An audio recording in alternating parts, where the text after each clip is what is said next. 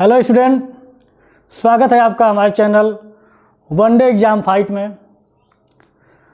हम लोग जो है स्टूडेंट पॉलिटी पढ़ रहे हैं, राज व्यवस्था, यानी कि जो है पॉलिटी में हम लोग जो है संविधान का जो है विकास के क्रम को पढ़ रहे हैं कि संविधान बनने की जो प्रक्रिया है वो किस तरह जो है धीरे धीरे हमारा संविधान जो है अधिनियमों से होते हुए और दिन प्रतिदिन जो है अधिनियमों में सुधार होते हुए जो है हमारा आज का जो संविधान का जो मूल स्वरूप दिखाई दे रहा है, इसकी बनने की जो प्रक्रिया है, उसके जो चरण हैं, किस तरह जो है संविधान कई अधिनियमों से होते हुए जो है आज हमारा वर्तमान का जो मूल संविधान दिखाई दे रहा है, उसी का जो क्रमिक विकास है, किस तरह जो है संविधान बना, उसके बारे में हम लोग जो है विस्तार से पढ़ रहे हैं। और धीरे धीरे हम जो है अधिनियमों को पढ़ते पढ़ते आज हम लोग जो है भारत शासन अधिनियम 1935 तक आ चुके हैं। जो स्टूडेंट जो है हमारा पिछला वीडियो नहीं देखे हैं वो जाकर जो है हमारा पिछला पुराना वीडियो देख लें और उस पर जो है उसको विस्तार से समझाया गया है और उस पर अपनी राय और कमेंट ज़रूर दें और चैनल को सब्सक्राइब जरूर करें। यहाँ पर हम लोग देखेंगे कि 1935 का जो भारत शासन अधिनियम है वो हमारे आज के वर्तमान संविधान में जो है एक बहुत ही महत्वपूर्ण रोल निभाता है। और क्योंकि जो वर्तमान संविधान है वो कह लीजिए कि इस 1935 के जो शासन अधिनियम है इसको जो है एक लघु संविधान के रूप में कहा जाता है। हमारे प्रधानमंत्री जो पंडित जवाहरलाल नेहरू जी थे, उन्होंने इसे जो है लघु संविधान के रूप में एक संज्ञा दी थी। तो हमारा भारत शासन अधिनियम जो है बहुत सारे जो इसके जो नियम है वो आज भी हमारे जो है मूल संविधान में लागू हो रहे हैं और चल रहे हैं। इसलिए जो है हम लोग अब इसको जो है इसी कड़ी में धीरे धीरे जो है देखेंगे कि भारत शासन अधिनियम 1935 जो है उसमें क्या क्या प्रमुख थे और जो है उसके बारे में विस्तार से पढ़ेंगे और देखेंगे कि उस समय ये भारत शासन अधिनियम 1935 कितना महत्वपूर्ण था और आज भी जो है भारत शासन अधिनियम जो है 1935 जो है हमारे जो है बहुत सारे अनुच्छेद जो है आज भी वर्तमान संविधान में पाए जाते हैं। तो यहाँ पर हम लोग देखेंगे भारत शासन अधिनियम 1935, इसको हम लोग विस्तार से पढ़ेंगे। यह अधिनियम भारत में पूर्ण उत्तरदायी सरकार के गठन में मील का पत्थर साबित हुआ।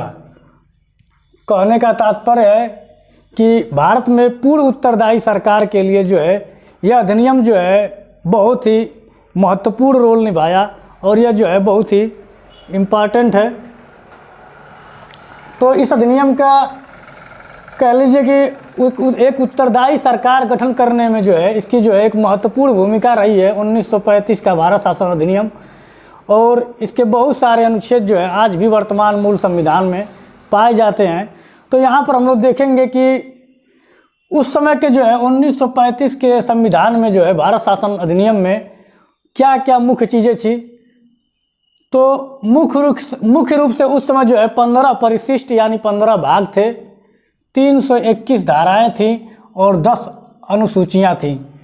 तो हम लोग जो है वर्तमान में देखेंगे कि क्या क्या था, उसको अगले वीडियो में हम लोग देखेंगे। तो भारत शासन अधिनियम 1935 के बारे में जो है विस्तार से हम लोग समझते हैं कि 1935 के भारत शासन अधिनियम में अखिल भारतीय संघ की स्थापना, यहाँ पर आप देख पा रहे हैं कि 1935 में ही अखिल भारतीय संघ की स्थापना की गई। यानी कि अखिल भारतीय संघ की स्थापना 1935 के अधिनियम में केंद्र और राज्य की इकाई के बीच जो है 3 सूचियों में शक्ति का बंटवारा किया गया।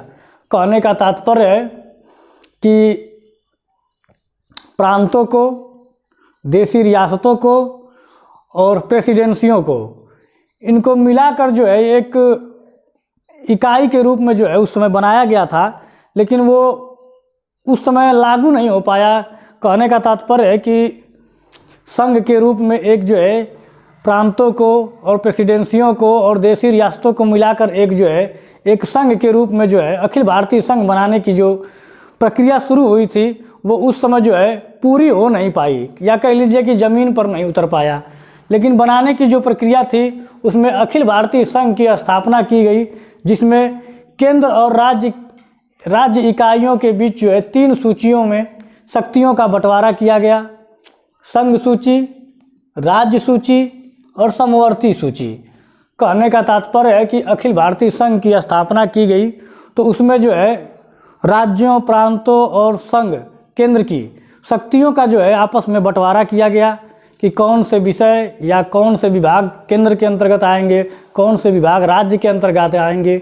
तो उसी के क्रम में जो है 3 सूचियां बनाई गई और विभागों में बंटवारा किया गया, जिसमें जो विभाग या जो क्षेत्र जो है केंद्र के अंतर्गत आता है उसे संघ सूची, जो राज्य के अंतर्गत आता है उसे राज्य सूची, और जो दोनों के अंतर्गत आता है राज्य और केंद्र दोनों को मिलाकर जो है उन जिन पर अधिकार होता है उनको समवर्ती सूची के अंतर्गत जो है रखा जाता है। तो इसको हम लोग आगे थोड़ा सा विस्तार से देखेंगे। यहाँ पर देखिए, इंग्लैंड में भारत परिषद की समाप्ति, इंग्लैंड में भारत परिषद की समाप्ति। कहने का तात्पर्य है कि 1935 के जो अधिनियम में जो इंग्लैंड में एक भारत परिषद का गठन किया गया था उसकी क्या है, समाप्ति कर दी गई। और संघीय न्यायालय का प्रावधान 1935 के अधिनियम में ही, भारत शासन अधिनियम 1935 में ही जो एक कह लीजिए कि संघीय न्यायालय एक तरह से जो है सुप्रीम कोर्ट केंद्र के रूप में जो है केंद्र में एक जो है संघीय न्यायालय के प्रावधान किया गया। मतलब एक सेंट्रलाइज जो है कोर्ट, यानी कि सुप्रीम कोर्ट जैसे है हमारा वर्तमान में, उसी तरह जो है एक संघीय न्यायालय का प्रावधान किया गया। 1935 का अधिनियम जो है, इसी में जो है पहली बार भारतीय रिजर्व बैंक की जो है स्थापना किया गया था। ये बहुत ही इम्पॉर्टेंट है और कई बार एग्जाम में पूछा हुआ है कि भारतीय रिजर्व बैंक की स्थापना जो है किस भारत शासन अधिनियम में किया गया था। तो 1935 का जो भारत शासन अधिनियम है उसी में जो है रिजर्व बैंक की स्थापना किया गया था और देश के साख और वित्तीय नियंत्रण को रखने के लिए जो है एक बैंक बनाया गया था। और हम लोग देखेंगे यहाँ पे केंद्र में संघ लोक सेवा आयोग 1935 का शासन अधिनियम, जिसके बारे में हम लोग पहले भी पढ़ चुके थे कि संघ लोक सेवा आयोग की स्थापना किया गया था कई अधिनियमों में सिविल सर्विसों की भर्ती के लिए। लेकिन पहले जो है भारतीयों को उसमें मौका नहीं दिया जाता था, लेकिन धीरे धीरे जो है सिविल सेवा की भर्ती के लिए जो है सभी के लिए जो है वो द्वार खोल दिया गया और भारतीयों को भी मौका मिलने लगा उच्च पदों पे जाने के लिए। तो कह लीजिए कि केंद्र में जो है संघ लोक सेवा आयोग का जो है गठन हुआ और उसी के साथ साथ राज्यों में भी जो है राज्य लोक सेवा आयोग का गठन हुआ। यानी कि केंद्र के लिए अलग से संघ लोक सेवा आयोग बनाया गया और राज्यों के लिए जो है अलग से जो है राज्य लोक सेवा आयोग बनाया गया। और कहीं पे किन्हीं स्थितियों में अगर देखा जाए तो 2 राज्यों के लिए अलग से एक ही लोक सेवा आयोग या एक ही राज्य लोक सेवा आयोग जो है बनाया गया। आवश्यकता के अनुसार जो है अगर 2 राज्य हैं और उनके पास अगर कोई दिक्कत है, अगर वो अपना खुद का अगर लोक सेवा आयोग नहीं बना पा रहे हैं तो 2 राज्यों का मिलाकर जो है संयुक्त लोक सेवा आयोग बनाया गया। तो कहने का तात्पर्य है कि केंद्र लोक सेवा आयोग एक अलग, राज्यों के लिए अलग से राज्य लोक सेवा आयोग और 2 राज्यों के लिए अलग से जो है संयुक्त संघ लोक सेवा आयोग भी बनाया गया। यहाँ पे देखेंगे 11 राज्यों में से 6 में द्विसदनीय व्यवस्था जो है लागू की गई। 1935 के ही शासन अधिनियम में जो है भारत में उस समय जो है 11 कुल राज्य हुआ करते थे। प्रांत देशी रियासतों को और प्रेसिडेंसियों को छोड़ दिया जाए तो 11 राज्य थे जिनमें जो है 6 में जो है द्विसदनीय व्यवस्था लागू की गई। इसको हम लोग आगे विस्तार से देखेंगे। प्रांतों में द्वैध शासन की समाप्ति और द्विसदनीय व्यवस्था लागू, ये भी इम्पॉर्टेंट है। प्रांतों में जो है संघ लोक सेवा आयोग का भी इम्पॉर्टेंट है क्योंकि ये पूछ सकता है कि राज्यों में और केंद्र में जो है लोक सेवा आयोग का गठन जो है 1935 के अधिनियम में ही किया गया था। राज्यों के लिए अलग और केंद्र के लिए अलग। जैसे आज यूपीएससी है और राज्यों के लिए यूपीपीसीएस, जैसे उत्तर प्रदेश लोगों के लिए यूपीपीसीएस, बिहार के लोगों के लिए बिहार बीपीएससी। उसी तरह जो है प्रांतों में द्वैध शासन की समाप्ति और द्विसदनी व्यवस्था लागू। कहने का तात्पर्य है कि प्रांत में जो द्वैध शासन चलाया जा रहा था उसको समाप्त करके जो है द्विसदनी व्यवस्था जो है लागू कर दिया गया। और केंद्र में जो है द्वैध शासन का प्रारंभ करके द्विसदनी व्यवस्था को समाप्त किया गया। दोनों जो है उल्टा हो गया। राज्यों में जहाँ द्वैध शासन को समाप्त किया गया वहीं केंद्र में जो है द्वैध शासन का प्रारंभ हुआ। सांप्रदायिक प्रतिनिधित्व का विस्तार, हम इसको पहले भी पढ़ चुके हैं। सांप्रदायिक प्रतिनिधित्व भारत शासन अधिनियम 1909 में हमने आपको विस्तार से बताया था कि किस तरह जो है भारत के लोगों को, हिंदू और मुसलमानों के लिए जो है अलग अलग निर्वाचन पद्धति लाया गया और जिससे जो है हिंदू मुस्लिमों के लिए अलग से निर्वाचन प्रतिनिधित्व और उनके अलग से जो कह लीजिए कि सदस्य खड़े होंगे उनको अलग से चुनाव होगा और मुसलमानों और हिंदुओं के लिए अलग अलग। उसी को कह दी यहाँ पर जो है 1935 के शासन अधिनियम में जो है और विस्तार कर दिया गया। यानी कि दलित जातियों के लिए, महिलाओं के लिए और मजदूर वर्ग के लिए जो है प्रथम निर्वाचन की व्यवस्था। वही सांप्रदायिक विस्तार जो है, यानी कि हिंदू मुस्लिम का तो उन्होंने बंटवारा किया ही था अलग अलग निर्वाचन के लिए, मजदूरों के लिए, दलितों के लिए, महिलाओं के लिए भी अलग अलग निर्वाचन पद्धति का विस्तार कर दिए। तो उसी को कह रहा है सांप्रदायिक प्रतिनिधित्व का विस्तार। तो यहाँ पे लगभग भारत शासन अधिनियम 1935 के अंतर्गत जो है आपका जो है जो मुख्य महत्वपूर्ण बिंदु हैं जो एग्जाम में अक्सर पूछे जाते हैं उसके बारे में हमने जो है लगभग विस्तार से बताया है। और 321 जो धाराएं हैं और 10 अनुसूचियां हैं, आप समझ सकते हैं कि ये भारत शासन अधिनियम 1935 कितना बड़ा रहा होगा। और उसी में जो है संशोधन करके और कुछ नियमों को जो है हमारे वर्तमान जो मूल संविधान है उसमें जो है शामिल किया गया। और कहते हैं बहुत सारे जो है धाराएं और अनुच्छेद जो है 1935 के शासन अधिनियम से ही लिया गया है। यहाँ पर हम लोग देखेंगे केंद्र और राज्य के बीच जो है तीनों शक्तियों का बंटवारा किस तरह हुआ है, इसको हम लोग विस्तार से भी देखेंगे। यहाँ पर हम लोग देखेंगे शक्तियों का बंटवारा। अभी हमने जो है बताया था आपको कि 11 राज्यों में से 6 में द्विसदनी व्यवस्था, 11 राज्यों में से 6 में द्विसदनी व्यवस्था लागू की गई। तो उसी को हम लोग यहाँ पर देखेंगे कि 11 राज्यों में से 6 राज्यों में जो है द्विसदनी व्यवस्था जो है लागू की गई। तो राज्य और केंद्र के बीच जो शक्तियों का बंटवारा हुआ था उसमें किस प्रकार जो है शक्तियों का बंटवारा हुआ उसके बारे में जो है हमने अभी बताया था कि संघ सूची, राज्य सूची और समवर्ती सूची, 3 सूचियां हैं जिस पर जो है कानून बनाने का अधिकार जो है, संघ सूची पे जो है कानून बनाने का अधिकार जो है केंद्र का है, राज्य सूची पे राज्य के लोग जो है कानून बनाते हैं और समवर्ती सूची में जो है राज्य और केंद्र दोनों के विषय आते हैं और दोनों मिलकर जो है इस पर कानून बनाते हैं। तो इसी को थोड़ा सा हमने विस्तार कर दिया है ताकि आपको स्पष्ट समझ में आ जाए कि संघ सूची यानी जो केंद्र था, क्योंकि भारत अभी हम लोग 1935 का अधिनियम पढ़ रहे हैं तो इसमें जो है अभी भी केंद्र की सत्ता जो है कह लीजिए कि ब्रिटिशर्स के हाथ में है और जो यहाँ पे भारत का वायसराय है वही केंद्र का जो है मुख्य रूप से है, केंद्र का मुखिया है। तो कहने का तात्पर्य है कि वायसराय को कानून बनाने की जो शक्ति थी वो संघ सूची के विषयों पे जो है केंद्र में जो है वायसराय को जो है कानून बनाने की शक्ति है।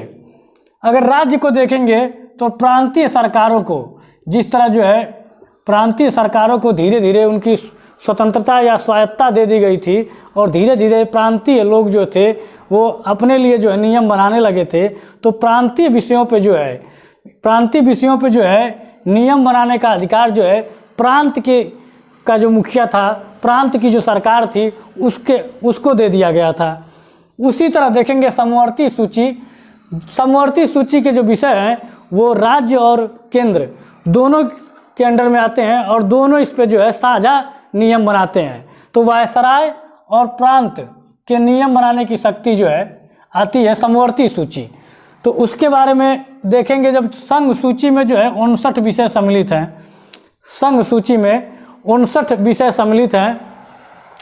राज्य सूची में जो है 54 विषय सम्मिलित हैं। और समवर्ती जो है सूची है उसमें 36 विषय हैं। जो 36 विषयों पे कानून बनाने का जो अधिकार है वो दोनों को है, राज्यों को और केंद्र को, दोनों को है। तो यहाँ पे आप जो है शक्तियों के बंटवारा से स्पष्ट समझ चुके होंगे कि जो है केंद्र और राज्यों की जो है विषयों का, जो केंद्र या विषय का तात्पर्य आप समझ लीजिए। जैसा कि आप देखेंगे 59 विषय, 59 जो विषय है उसमें यहाँ पे आप देखेंगे कि जैसे रेलवे, डाक, बैंक और बंदरगाह, मतलब ऐसे जो विभाग हैं, जो रेलवे, डाक, बैंक, बंदरगाह, मतलब जो केंद्र से जुड़े हुए विभाग हैं, उनको जो है केंद्र का जो है नियम बनाने का अधिकार है। और ऐसे जो है कितने विभाग हैं? 59 विभाग हैं जिन पर जो है केंद्र को नियम बनाने का अधिकार है। उसी तरह यहाँ पर देखेंगे 54 विषय, 54, जैसे कि पुलिस जो है राज्य के अंदर में काम करती है, राज्य का कंट्रोल जो होता है पुलिस पे होता है। उसी तरह सिंचाई, गैस और शराब, जो राज्यों में शराब का जो वितरण होता है वो, और सिंचाई संबंधी समस्याएं, मतलब इन पर जो है जो राज्य जिस पर जो है नियम और कानून बना सके उसके लिए जो है उस 54 विषय या 54 विभाग ऐसे हैं जिस पर जो है राज्य को कानून बनाने का अधिकार है। उसी तरह यहाँ पर अगर देखेंगे आप 36 विषय मिला करके हैं, जैसे कि शिक्षा, वन, दंड विधि, किसी को सज़ा दिलाना और कारखाने संबंधी जितने भी नियम हैं वो सभी के सभी जो है लगभग 36 जो विभाग हैं या 36, उसी को हम विषय कहते हैं, उन पर नियम बनाने का अधिकार जो है राज्य और जो है केंद्र दोनों को है। तो विषय का तात्पर्य आप समझ गए होंगे कि जो है विभाग से है, कि मतलब किन किन विभागों पे किन का अधिकार है नियम बनाने का। उसी तरह आप यहाँ पे देखेंगे कि 11 राज्यों में 6 में द्विसदनीय व्यवस्था, यानी कि बम्बई, मद्रास, बंगाल, असम, बिहार और संयुक्त प्रांत जो है उत्तर प्रदेश को कहते थे पहले। तो इन पे जो है ये जो है द्विसदनीय व्यवस्था इन राज्यों में जो है लागू हो गया था। और नोट दिया गया है एक, इस अधिनियम में पहली बार जो है राज्यपाल शब्द का प्रयोग हुआ था। ये भी इम्पॉर्टेंट है, नोट करके लिखाए हैं, लिख लीजिएगा, याद कर लीजिएगा कि राज्यपाल शब्द का पहली बार जो है इसी अधिनियम में जो है यूज किया गया था, प्रयोग किया गया था। तो शक्तियों का बंटवारा आप समझ गए होंगे कि संघ सूची, राज्य सूची और समवर्ती सूची क्या होती है। इसको हम आगे जब सूचियाँ पढ़ेंगे तो उसमें विस्तार से जो है उसके बारे में, जब हम पहुँचेंगे वहाँ पे तो विस्तार से सूचियों के बारे में पूरा पढ़ा जाएगा और जितने भी विषय हैं उनके बारे में जो है विस्तार से लिखेंगे वहाँ पे। तो अभी जो हम पढ़ रहे हैं 1935 अधिनियम, उसमें इतना पर्याप्त है आपके लिए कि शक्तियों का बंटवारा लगभग कौन कौन से करता है, किसके किसके अंतर्गत आता है। ठीक है।